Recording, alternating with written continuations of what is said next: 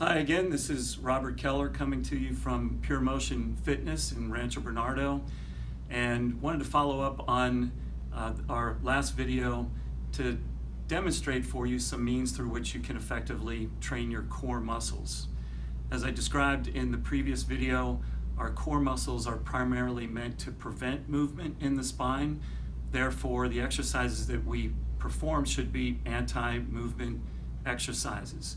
There are really four movement patterns that we want to focus on. We want to focus on preventing extension of the spine, which would be bending the spine backwards, flexion, which would be forward, lateral flexion, meaning from side to side, and then anti-rotation, so the rotational component of the lumbar spine or the lower back. So I want to start off here on the floor with an exercise I think is a great way to just kind of get a feel for what it means to effectively train the core, and also really what it means to brace the core, because that's a term that is, you may have heard before already, but I want you to really kind of gain an appreciation for what that means, because I believe in training for an internal focus, meaning I want you to know how to feel what should be going on with your muscles, not externally focused on the task itself. I'll explain what I mean in just a moment. So I'm going to lie back here on the floor, and when I brace my core, what it amounts to is a slight tucking down of the ribs, but I don't want to flatten my lower back to the floor.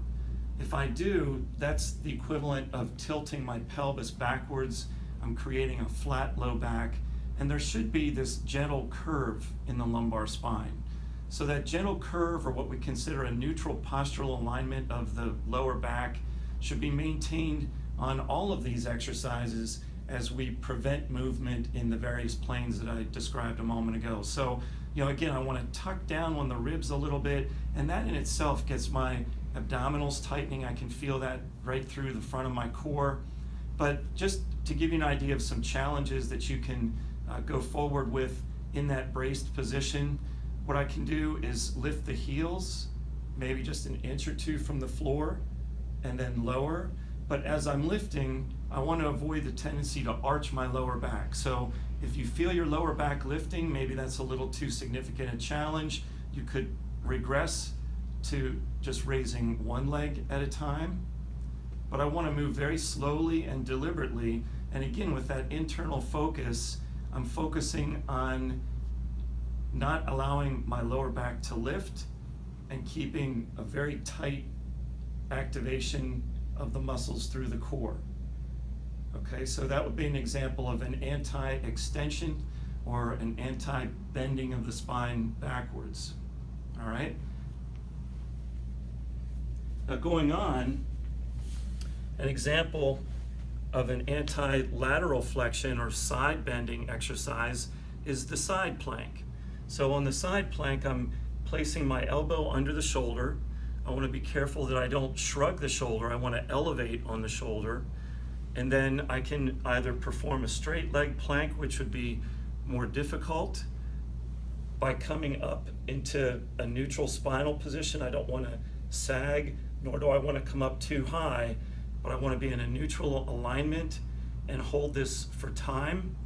If that level's too challenging, I can bend my knees to 90 degrees so that I'm still maintaining a straight line from the knee through the hip and the shoulder, and I can come up and again hold for time. So that's an example of an anti-lateral flexion or side bending exercise, okay? If I come over to hands and knees, the exercise called the bird dog is now a nice way to train the muscles against flexion of the spine, which would be bending the spine forward. So on the bird dog, I'm raising opposite extremities, so the arm and the leg, right arm, left leg in this case, coming back down to my neutral position. Again, there should be a little curve here in the lower back. I don't want to round my back, nor do I want to sway it, okay? So a neutral position, I switch sides, and the key to this is, again, anti-movement. So when I raise the arm and leg, I don't want to shift my weight over onto the stance knee. I want to make sure that I'm maintaining that neutral position while slowly and deliberately raising those opposite extremities. Okay, so that's the bird dog. Finally, an example of an exercise for anti-rotation.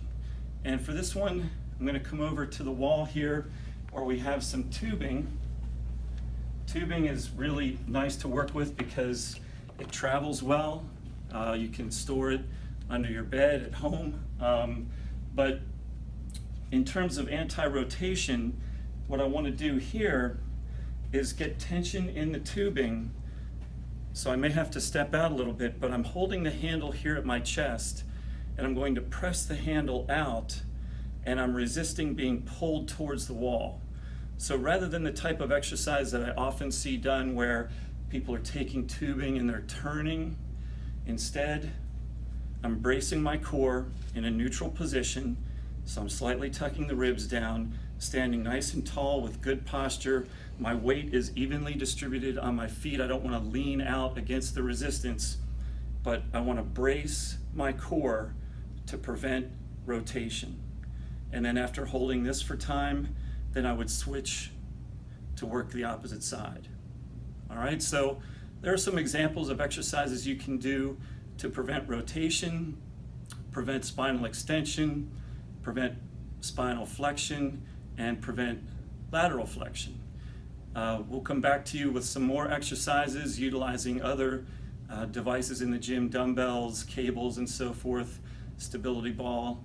But for now, just wanted to give you some basic exercises that you can get started with even at home on helping to prevent lower back injuries and to strengthen your core. Thanks so much.